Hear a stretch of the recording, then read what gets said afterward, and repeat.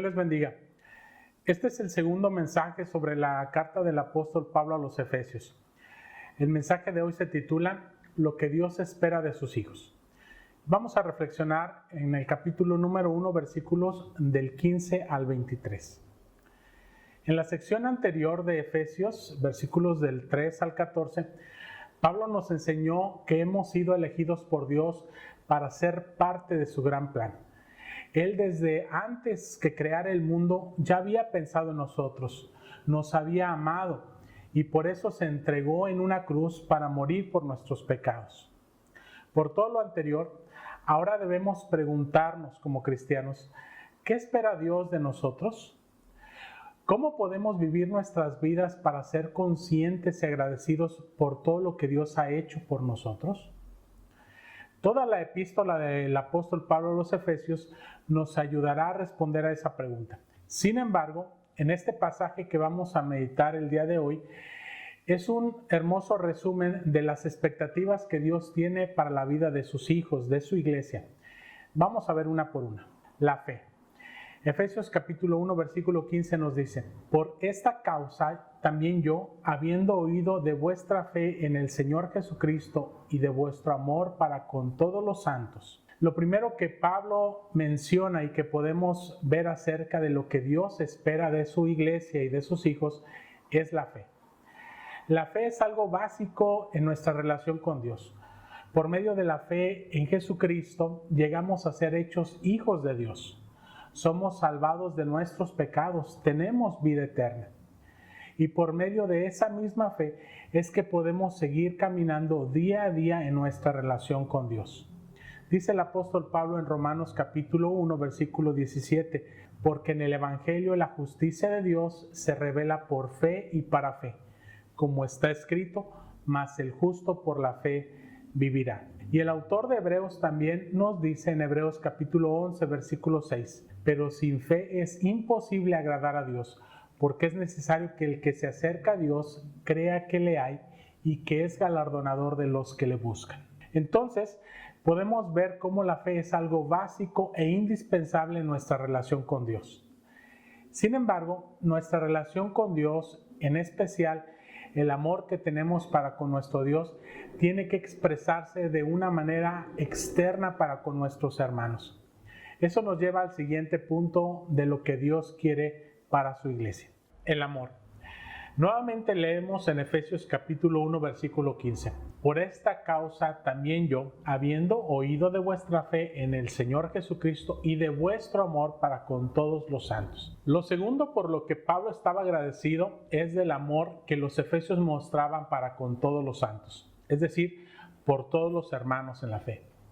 Y esto es porque si nuestra fe en Jesucristo es genuina, dará como resultado el que queramos imitarle a Jesús. Y la vida de Jesús estuvo caracterizada por el amor. Jesús dijo en Juan 13, del 34 al 35, un mandamiento nuevo os doy, que os améis unos a otros, como yo os he amado, que también os améis unos a otros. En esto conocerán todos que sois mis discípulos, si tuviereis el amor los unos para con los otros. Notemos que en este pasaje Jesús enseñó que la evidencia exterior por medio de la cual la gente debe identificarnos como hijos de Dios es el amor. No podremos decir que somos discípulos de Jesús si no estamos mostrando amor a nuestros semejantes. Debemos trabajar y ejercitarnos en nuestra vida cristiana para que el amor sea algo natural, que lo vivamos día a día. El amor de Dios en la vida de un cristiano se convierte en algo tan natural como respirar, es decir, algo que hacemos sin pensar, que fluye de manera natural de lo que Dios ha hecho en cada uno de nosotros como sus hijos. Una de las formas más prácticas en las que podemos mostrar nuestro amor por los demás es por medio de la oración, de orar los unos por los otros. Esto nos lleva a nuestro siguiente punto: la oración de intercesión. Efesios 1, versículo 16 nos dice: no ceso de dar gracias por vosotros, haciendo memoria de vosotros en mis oraciones. Este pasaje es una oración de intercesión de Pablo por los efesios. Podemos ver que primero daba gracias a Dios por la fe y el amor que ellos mostraban, pero también posteriormente tiene una serie de peticiones a Dios para el bienestar de los efesios. Es decir, la vida de oración también es vital para un cristiano. Por medio de la oración profundizamos nuestra relación con Dios, pero también por medio de la oración podemos presentar a Dios nuestras necesidades y en especial no hay mejor manera de mostrar el amor por los demás que interceder por las necesidades de nuestros hermanos. Personalmente pienso que tiene mucho valor delante de Dios si en nuestras oraciones damos prioridad a las necesidades de otros antes que a las nuestras. Es también parte de negarnos a nosotros mismos por amor a los demás. Conforme avancemos en nuestra vida cristiana, no hay mejor satisfacción que ser sensibles a la voz de Dios y darnos cuenta de cuántas veces Él ha respondido a nuestras oraciones. En nuestra vida como iglesia hemos sido testigos de cómo Dios escucha nuestras oraciones cuando intercedamos por los demás hermanos que están en necesidad. Una cosa muy importante que tenemos que mencionar es que es importante en nuestras oraciones dar prioridad a lo que tiene que ver con la vida espiritual y con el reino de Dios en nuestras vidas y en las vidas de nuestros hermanos. En este pasaje que estamos estudiando, Pablo intercede por los efesios para que Dios les ayude a conocerlo mejor, que les dé más sabiduría e ilumine sus ojos espirituales. Esto nos lleva al siguiente punto de lo que Dios espera de sus hijos, el conocimiento de Dios. Efesios 1:17 nos dice, para que el Dios de nuestro Señor Jesucristo, el Padre de gloria, os dé espíritu de sabiduría y de revelación en el conocimiento de Él. Pablo ora por los efesios y lo primero que pide es que Dios les dé el espíritu de sabiduría y de revelación, pero con el propósito de que lo conozcan mejor. Como cristianos siempre debemos de estar conscientes de la importancia que tiene cada día conocer más y más a nuestro Dios. Aunque estamos seguros de que con nuestra mente finita no podremos conocer en su grandeza la totalidad de Dios, sí podemos conocer mejor aquello que Él mismo nos ha decidido revelar. En el tiempo en el que el apóstol Pablo escribe esto a los efesios, el Nuevo Testamento estaba siendo escrito y por eso el Espíritu de Dios se revelaba por medio de los apóstoles quienes iban escribiendo las enseñanzas de Jesús y las demás cartas del Nuevo Testamento. Entre tanto que este proceso de revelación se completaba, la iglesia necesitaba de la sabiduría y la revelación del Espíritu Santo en sus vidas para conocer la voluntad de Dios. Hoy nosotros ya tenemos toda la Biblia completa, Antiguo y Nuevo Testamento. Ahí tenemos toda la revelación de Dios para nuestras vidas. Entonces el papel del Espíritu Santo ahora es iluminar nuestra mente y nuestro corazón para que podamos comprender las Escrituras. Entonces, si el anhelo de Dios es que lo conozcamos mejor, nosotros como sus hijos debemos dedicar tiempo y esfuerzo para leer y estudiar la Biblia, para poder conocer mejor a nuestro Dios y de esa manera profundizaremos nuestra relación con Él. Así como cuando queremos profundizar nuestra relación con nuestra esposa o esposo o con nuestros amigos, necesitamos siempre conocernos mejor. Así necesitamos también conocer mejor a Dios. Cuando conocemos mejor a Dios, lo que Él quiere de nosotros y los planes que tiene para el futuro, eso llenará nuestra vida de esperanza y seguridad. Por lo cual, esto nos lleva también al siguiente punto, la esperanza. Efesios capítulo 1, versículo 18 nos dice, alumbrando los ojos de vuestro entendimiento para que sepáis cuál es la esperanza a la que Él os ha llamado y cuál las riquezas de la gloria de su herencia en los santos. Pablo siempre se preocupaba por transmitir a sus lectores la esperanza que tenemos como hijos de Dios. Sabemos que al ser hijos de Dios disfrutamos ya de muchas cosas en el tiempo presente, como son nuestra salvación, el poder tener una relación con Dios, poder ser testigos del poder del Espíritu Santo en nuestras vidas, de su respuesta a nuestras oraciones, el poder disfrutar de una familia en la fe como lo es la iglesia y muchas otras cosas más. Sin embargo, la vida cristiana nos da una esperanza más grande sobre el futuro que tiene que venir, cuando Jesús regrese y establezca perfectamente su reino. Debemos vivir el tiempo presente con la mirada en el tiempo por venir.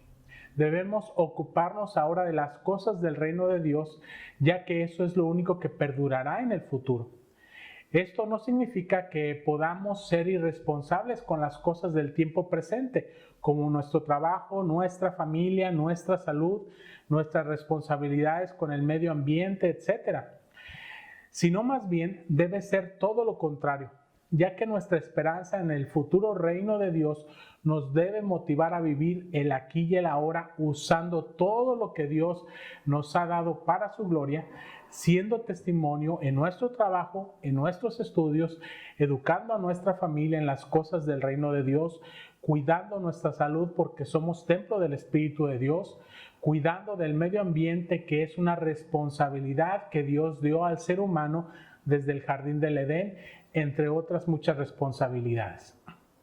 Tener esta esperanza en el futuro es algo también muy importante para poder enfrentar las aflicciones del tiempo presente, confiando siempre en que es Dios el que tiene el control de todas las cosas. Esto nos lleva al siguiente punto, que es la confianza. Efesios capítulo 1, versículos del 19 al 21 nos dice: ¿Y cuál la supereminente grandeza de su poder para con nosotros los que creemos, según la operación del poder de su fuerza, la cual operó en Cristo, resucitándole de los muertos y sentándole a su diestra en los lugares celestiales, sobre todo principado y autoridad y poder y señorío, y sobre todo nombre que se nombra, no solo en este siglo, sino también en el venidero? En estos 3 versículos, Pablo deja claro cuál es la grandeza del poder de Dios. Muestra la resurrección de Jesús como la prueba máxima de su poder.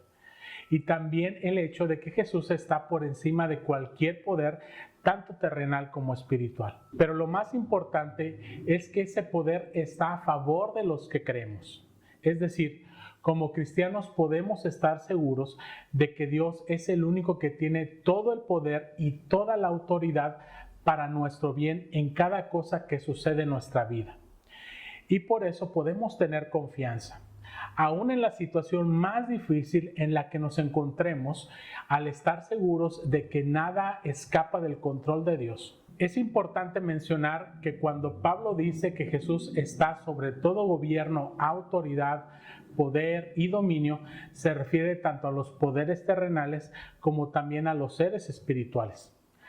Es similar a la enseñanza que va a dar en Efesios capítulo 6, versículo 12, donde nos dice: porque no tenemos lucha contra sangre y carne, sino contra principados, contra potestades, contra los gobernadores de las tinieblas de este siglo, contra huestes espirituales de maldad en las regiones celestes. Entonces los cristianos no debemos temer que ningún poder espiritual pueda actuar en contra de nosotros, ya que al poner nuestra confianza en Dios, Él está sobre todo poder.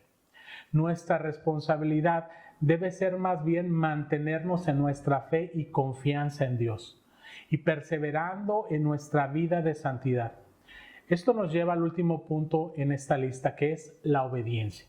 Efesios capítulo 1, versículos 22 y 23 nos dice: y sometió todas las cosas bajo sus pies y lo dio por cabeza sobre todas las cosas a la iglesia, la cual es su cuerpo, la plenitud de aquel que todo lo llena en todo. La conclusión de Pablo es que si Jesús tiene el control de todas las cosas, obviamente nosotros como sus hijos, como su iglesia, debemos antes que nada someternos al control de Jesús.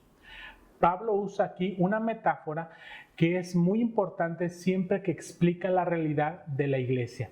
Dice que somos el cuerpo de Cristo. Es decir, nosotros como parte de la iglesia de Dios debemos reconocer que Él es nuestra cabeza.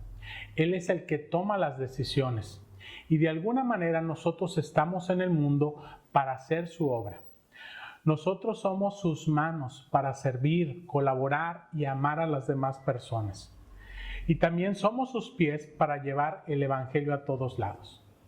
La iglesia de Dios tiene que ser la evidencia visible en el mundo de que tenemos un Dios que tiene el control de todas las cosas, de que tenemos un Dios santo y que nos enseña a vivir en santidad. La iglesia es una evidencia de que Dios está vivo y sigue actuando en este mundo. En conclusión, en este pasaje, el apóstol Pablo nos ha resumido de una hermosa manera cuáles son las expectativas de Dios para con sus hijos, que es la iglesia. Hemos hablado de 7 cosas que están estrechamente relacionadas una con la otra. Una fe verdadera al mismo tiempo que nos ayuda en nuestra relación con Dios, que debe llevarnos a amar a nuestros hermanos, y la mejor forma de preocuparnos los unos por los otros es intercediendo por nuestras necesidades en nuestro tiempo de oración personal y congregacional. También debemos perseverar cada día más en nuestro conocimiento de Dios por medio del estudio de la Biblia, y esto a su vez nos ayuda a tener esperanza en nuestro futuro y confianza en que Dios tiene el control de todas las cosas en el tiempo presente, así como en el futuro. Pero lo más importante es reconocer que Él es el Señor de nuestra vida. Vivir una vida de obediencia es la principal característica que debe tener la iglesia, ya que estamos en su cuerpo, en el cuerpo de Cristo. Es el medio por el cual Dios sigue haciendo su obra en el mundo. Que Dios nos ayude a cumplir con sus expectativas como sus hijos para su gloria. Que Dios les bendiga y les guarde. Amén.